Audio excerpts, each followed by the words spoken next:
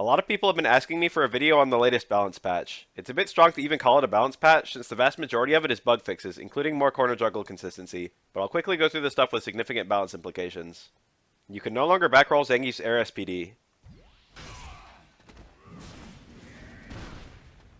This was speculated to be an unintended consequence of changing air SPD to a hit, and sure enough Capcom has fixed it. Zangief now gets more consistent Oki's MF from all versions of air SPD, but particularly the stronger versions.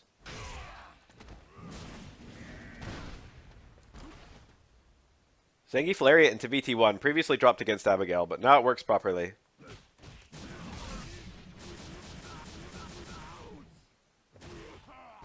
Once again, this is a bug fix, but it does have competitive use. Previously, Dhalsim Stand Fierce caused a crush counter sound and hit effect, but gave counter hit notification on the side rather than crush counter as it does now. I did notice this, but I didn't notice that it also gave counter hit scaling rather than crush counter scaling, which is a bit sharper. This is a nerf, but not a very important one since Dhalsim rarely starts combos with this crush counter.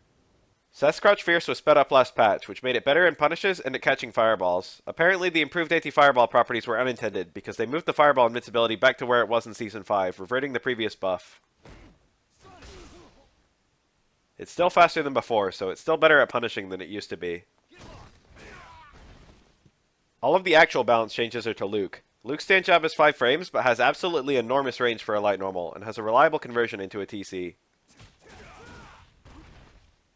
To balance this, it's -4 on block, making it one of the only light normals in the game that's actually punishable. However, previously, Luke would recover way too quickly for the opponent to react with a punish, so it was almost never challenged, except on accident. To nerf this, Capcom added 4 frames of hit stop and block stop to the normal. These numbers change how long the game freezes to show the normal connecting. Basically, it's easier for Luke to react to a successful jab, but it's easier for the opponent to react to and punish a block jab. Since jab is unsafe, it's risky for Luke to fish with it, so this is ultimately a nerf. Stand forward has a bigger hurtbox in recovery, making it more whiff punishable.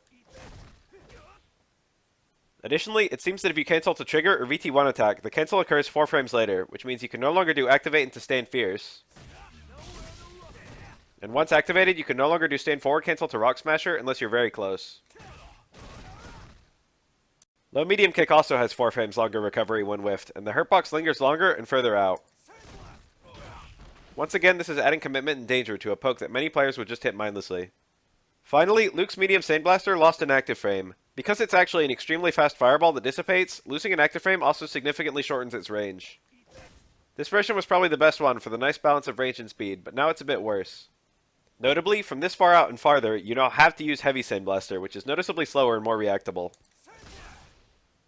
Overall, these nerfs are meaningful for Luke, but I think people really wanted more than 4 nerfs, especially when he's so well-rounded and still has things like trigger time that recovers, which just breaks the rules of the game a bit. I think these are good and justified nerfs, but I think most people expected a little more. Oh yeah, here's the Twitter meme I made.